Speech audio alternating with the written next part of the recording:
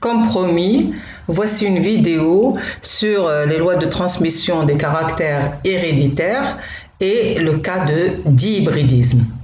Alors avant de commencer, il faut définir ce que c'est que le dihybridisme. C'est le croisement de deux individus appartenant à deux lignées pures différents par deux caractères correspondant à deux couples d'allèles. Alors, un gène correspond à deux allèles. Et deux gènes, combien on va avoir d'allèles? 2 fois 2, 4 allèles. Donc le dihybridisme correspond à deux couples d'allèles ou deux gènes portés par deux couples de chromosomes homologues. Alors le croisement, il peut être non seulement avec des lignées pures, mais on peut avoir bien sûr des hétérozygotes. Un couple d'allèles maintenant, ils peuvent être indépendants, c'est-à-dire portés par deux paires différentes de chromosomes homologues. Les gènes d'un individu seront transmis à la génération suivante indépendamment les uns des autres, donc la ségrégation de chaque couple d'allèles se fait indépendamment de celle du second couple d'allèles. Ça, c'est la troisième loi de Mendel que je vais vous énoncer. Alors, ne vous affolez pas, je vais tout vous expliquer ce que c'est qu'indépendant par image. Et voilà. Si la photo que vous avez devant vous, l'image que vous avez devant vous montre une première paire de chromosomes homologues, d'accord? Par exemple, on peut dire la paire chez l'être humain numéro 1. Et cette paire de chromosomes que j'ai représentée, eh bien, chaque chromosome est double, c'est-à-dire il contient deux chromatides. Je l'ai fait exprès pour vous montrer un peu l'écriture qu'on fait en génétique. Et cette donc première paire de chromosomes homologues, un chromosome porte un allèle grand A dans une chromatide et l'autre chromatide va porter le même, un grand A. Et l'autre chromosome homologue, il va porter un allèle B, mais dans le même loci, c'est-à-dire dans le même endroit, car A et B sont deux allèles d'un même gène. On prend maintenant une deuxième paire de chromosomes homologues. Une deuxième paire qui peut être la paire numéro 18 par exemple. Je l'ai fait un peu plus petite pour que vous puissiez comprendre. Cette deuxième paire de chromosomes homologues, chaque chromosome est double. Et chaque chromosome là, il porte un allèle, par exemple l'allèle grand D, et l'autre chromosome homologue va porter l'allèle récessif petit d. Bon, c'est un choix. Et sur des loci différents que la première paire de chromosomes, je l'ai fait exprès. Ça veut dire que nous avons donc deux gènes avec chacun deux allèles. La première paire de chromosomes porte le gène avec les allèles A et B, et la deuxième paire de chromosomes porte le gène avec les deux allèles grand D, petit d.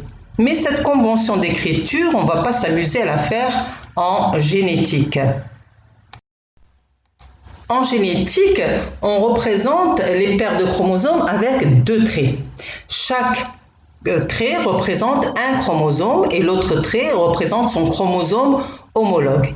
Et là, vous remarquez que nous avons donc deux paires de chromosomes et chaque paire de chromosomes porte des gènes différents.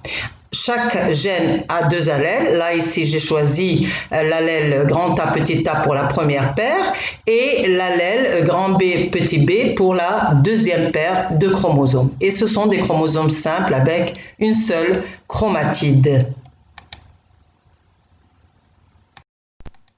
Quand maintenant vous écrivez les symboles, soit vous mettez deux traits verticaux pour représenter une paire, soit vous mettez des traits horizontaux. C'est la même chose. Il n'y a pas de différence. C'est pour simplifier tout simplement. Si vous n'avez pas assez de place, vous mettrez deux traits horizontaux. Prenons maintenant le cas de gènes qui sont liés, c'est-à-dire situés dans des loci appartenant au même chromosome. Ces gènes, situés à proximité l'un de l'autre sur le même chromosome, sont alors transmis ensemble plutôt que de manière indépendante. Pour représenter maintenant des gènes liés, regardons la première paire qui est à gauche. Vous avez deux traits et vous avez deux gènes. Chaque gène, il a deux allèles. Le premier gène a l'allèle grand D, le deuxième gène a l'allèle grand A, petit a. Vous voyez bien qu'ils sont situés sur le même chromosome. S'ils étaient situés sur des chromosomes différents, par exemple, on a le grand B, petit b, ce sont deux allèles d'un même gène, mais situés sur un chromosome différent complètement.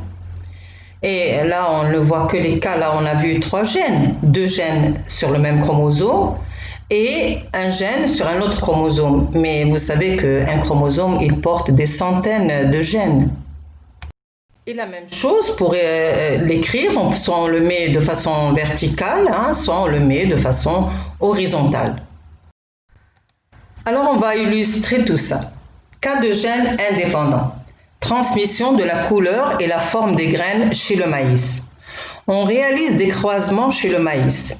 Premier croisement entre deux lignées pures, la première à graines noires lisses et la deuxième à graines jaunes ridées. On obtient la génération F1 uniquement des graines noires et lisses. Alors j'ai mis des couleurs pour le rose pour les couleurs, lisse pour la forme, pour les deux caractères. Donc la même couleur pour un caractère et l'autre couleur pour l'autre caractère. Parce qu'on a ici le dihybridisme, c'est-à-dire on va avoir deux caractères. Et vous vous rappelez les questions qu'on pose? On pose toujours les mêmes questions. Premièrement, quels sont les ou le caractère étudié? Est-ce du monohybridisme ou du dihybridisme? Et là, on s'intéresse à deux caractères différents, la couleur d'une part, soit noire, soit jaune, et la forme d'autre part des graines de maïs, soit lisse, soit ridée. Au moins donc deux gènes entrent donc en jeu, il s'agit de dihybridisme. La génération est-elle F1 est-elle homogène? Que peut-on en déduire? Alors là, il y a un conseil que je vais vous donner. Quand vous avez la F1, vous dites qu'elle est homogène, on a par exemple F1 est constitué uniquement de graines noires et lisses. Prenez caractère par caractère. La génération donc F1 est homogène et pour la couleur et pour la forme. Moi, je prends toujours caractère par caractère parce que parfois, pour un caractère, on remarque que F1 n'est pas homogène pour ce caractère. Donc, toujours, j'essaie de voir si la génération F1 est homogène pour les deux caractères. Et donc, la première loi de Mendel est vérifiée. Quels sont l'allèle ou les allèles dominants récessifs? Eh bien, la génération F1 est composée de graines noires et lisses. Donc, l'allèle responsable de la couleur noire est dominant, alors que l'allèle responsable de la couleur jaune est récessif. Et l'allèle responsable de la forme lisse est dominant, alors que l'allèle responsable de la forme ridée est récessif. Comment le sait-on? Eh bien, tout simplement que la génération F1 est hétérozygote pour les deux caractères. Elle est hybride pour les deux caractères. Chaque caractère est représenté par deux allèles, le noir et le jaune. Or, qu'est-ce qui transparaît? Le noir. Et pour l'autre caractère, on a les deux allèles, lisse et ridé. Mais qu'est-ce qui apparaît à la génération F1? Lisse. Donc, l'allèle responsable de la forme lisse est dominant par rapport à l'allèle récessif ridé. Et pour la couleur, eh bien, l'allèle noir, l'allèle responsable de la couleur noire, est dominant par rapport à l'allèle récessif qui est responsable de la couleur jaune. On réalise un deuxième croisement entre individus de F1. On obtient à la génération F2 les résultats suivants. 9 sur 16 graines noires lisses, 3 sur 16 graines jaunes lisses, 3 sur 16 graines noires ridées et 1 sur 16 graines jaunes ridées. On se pose toujours la question, comment a-t-on obtenu la génération F2, F1 avec F1 ou un test cross? Vous vous la posez même s'il ne vous le donne pas. La génération F2 est obtenue à partir d'un F1 croisé avec F1. Parce que les résultats vont changer, donc il faut savoir si c'est F1 avec F1 ou si c'est un test cross. Question, Si ces deux gènes sont en jeu, les résultats F2 vont-ils pencher en faveur de gènes indépendants ou de gènes liés? Eh bien, regardez bien. Le deuxième croisement, il donne 4 phénotypes différents. Regardez en haut à droite. 4 phénotypes. On a NL, JR, JL et NR. Et 2 de ces phénotypes, NL et JR, que j'ai mis en bleu et en jaune et en vert, sont les phénotypes parentaux. Regardez à gauche maintenant, phénotypes parentaux, NL et JR. Et les 2 autres, JL, je les ai mis tous les 2 en rouge, JL et NR, sont des phénotypes recombinés, dus au brassage chromosomique. On peut supposer donc qu'ils sont dus au brassage interchromosomique. Et donc les gènes, l'hypothèse c'est que les gènes sont indépendants. Alors, on va expliquer un peu le brassage interchromosomique et comment on a pu obtenir ces gamètes. On part d'une cellule à l'origine des gamètes. Elle est à 2 N. Donc on a 2 paires de chromosomes. Chaque paire contient donc un gène qui a 2 allèles, par exemple ici grand N, petit j, et l'autre paire, elle a bien sûr un gène, mais avec 2 allèles, grand L, petit r. Et quand on veut écrire, à droite, on écrit grand N et en dessous petit j, avec 2 traits, qui représentent donc les chromosomes, la paire de chromosomes, et à côté, on met grand L et en dessous, on met petit r. Quand il y a un brassage interchromosomique lors de la méiose, les chromosomes, les paires de chromosomes se séparent. Les paires se séparent.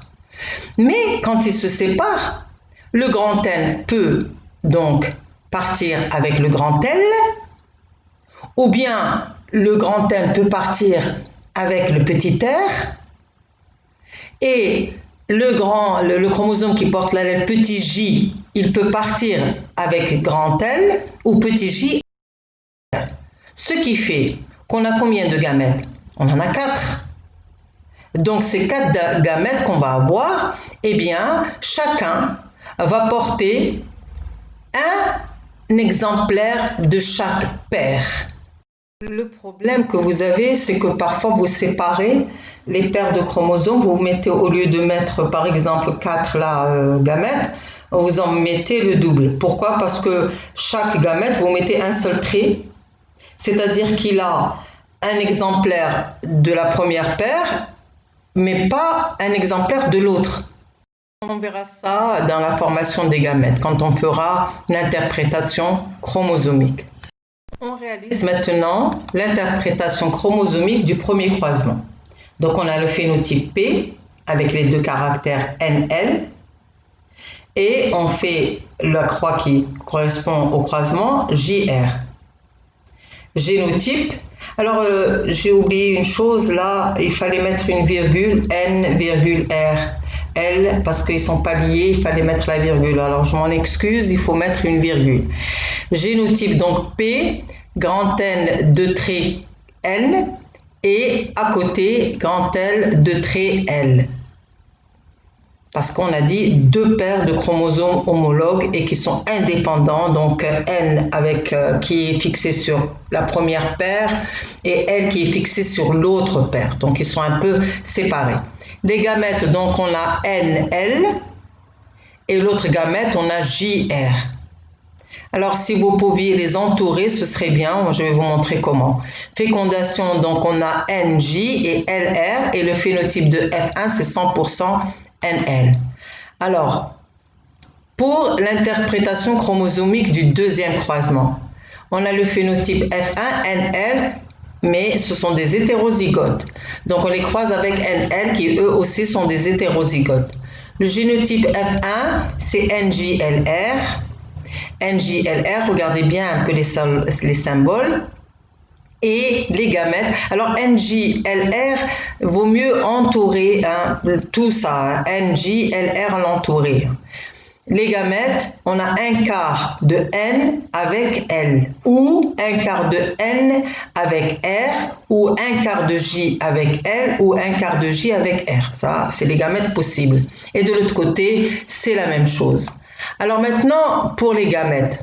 Si vous pouviez un peu les entourer comme je l'ai fait ici, ça montre que vous ne mettez pas avec, hein, vous mettez un quart de N et à côté L. Moi, j'ai mis avec pour vous montrer que le premier allèle qui est situé sur le chromosome, il va partir avec l'allèle L qui est situé sur le deuxième chromosome. Mais vous, bien sûr, vous n'écrivez pas avec, vous mettez comme il y a à droite, donc un quart de NL et vous entourez le tout. Alors, ce qu'il ne faut pas faire, bien évidemment, c'est de mettre les allèles, chaque gamète qui porte N allèles de chaque gène, c'est tout. Non, et chaque gamète va amener avec lui un exemplaire de chaque caractère, un allèle de chaque caractère. Hein. Par exemple, si on a, nous, des centaines de caractères sur la couleur de notre peau, sur les yeux, sur la couleur de nos cheveux, etc. Et imaginez que chaque gamète n'emporte avec lui que la couleur de la peau. Eh bien, on aura un fœtus qui aura une couleur de peau, mais pas de main, pas de yeux, pas de rien du tout. Non, il faut que chaque gamète porte un exemplaire de chaque allèle. J'ai écrit donc juste pour la manière comment vous allez écrire les gamètes, hein, les allèles dans des gamètes, et j'ai écrit faux, bien sûr. Attention pour ne pas faire cette erreur, de ne pas la faire. L'échiquier de croisement, c'est un échiquier vraiment, il est énorme et donc voilà, vous pouvez le faire, vous entraîner à le faire. Alors vous avez bien sûr 16 cases parce que vous avez 4 gamètes avec une probabilité de 25% pour chacun. En jaune, j'ai représenté le phénotype dominant NL. Et si vous calculez, vous allez trouver que c'est 9 sur 16. Alors ces chiffres, il faut les apprendre par cœur. On a dominance pour tous les deux caractères. Eh bien, la F2, les résultats de la F2 sont 9 sur 16, 3 sur 16 et 3 sur 16 et 1 sur 16. Mais il y a une astuce pour apprendre les chiffres de n'importe quel. Si vous avez par exemple, pour le premier caractère, un cas de dominance, pour le deuxième, un caractère de dominance, vous dressez un tableau. Vous connaissez les résultats de la F2 dans le cas de monohybridisme, c'est 3 quarts, 1 quart. Donc vous mettez les résultats du premier cas de monohybridisme, les résultats du monohybridisme du deuxième caractère et vous faites un peu la multiplication. 3 quarts multiplié par 3 quarts, ça vous fait 9 sur 16 et ainsi de suite. Dans le cas où maintenant le premier caractère présente une codominance et le second une dominance, vous faites la même chose, vous connaissez les résultats de la F2 pour la codominance, c'est 1 quart, 1 demi, c'est-à-dire 2 quarts, 1 quart. La dominance pour le second, c'est 3 quarts, 1 quart, et vous faites un peu un échiquier. Et vous remarquez qu'on a 6 phénotypes avec les résultats suivants, 6 sur 16, 3 sur 16, 3 sur 16, 2 sur 16, 1 sur 16, 1 sur 16. Donc voilà, c'est une astuce pour ne pas apprendre les résultats dans le cas de dihybridisme, mais apprenez les résultats dans le cas de monohybridisme. C'est valable aussi pour le cas de gène létal, valable aussi pour le gène lié au sexe. Vous faites cet échiquier de croisement entre les deux cas. On constate donc que les résultats théoriques de la F2 sont conformes aux résultats expérimentaux, donc les deux gènes sont indépendants et les phénotypes recombinés sont dus au brassage interchromosomique. Si on veut vérifier que les gènes sont indépendants, eh bien on réalise un test cross. Donc on fait un troisième croisement. Ce test cross, on le fait entre un individu de F1 qui est hétérozygote pour chaque caractère et un individu double récessif. Donc il est récessif pour le premier et récessif pour le second caractère. Et on obtient une génération F'1 constituée des résultats suivants. 25% de graines noires lisses, 25% de graines noires ridées, 25% de graines jaunes lisses et 25% de graines jaunes ridées. Ce résultat, eh bien, il confirme que les gènes sont indépendants. Lorsqu'on verra les gènes liés, on n'aura pas ce pourcentage. On aura des pourcentages parentaux élevés et les pourcentages recombinés très faibles. Et là, on réalise l'interprétation chromosomique du troisième croisement. Alors vous voyez, j'ai entouré en orange les génotypes et puis ensuite aussi les gamètes. Les génotypes donc sont A2N puisqu'ils sont donc diploïdes et les gamètes qui sont haploïdes sont AN. Voilà, et ensuite vous pouvez faire l'échiquier de croisement. Maintenant, c'est facile. Bon, je vous laisse à la prochaine vidéo qui parlera de cas de dihybridisme, mais dans le cas de gènes liés. Et puis peut-être des exercices pour vous entraîner avec leur correction illustrée comme d'habitude. Allez, je vous dis au revoir et à bientôt.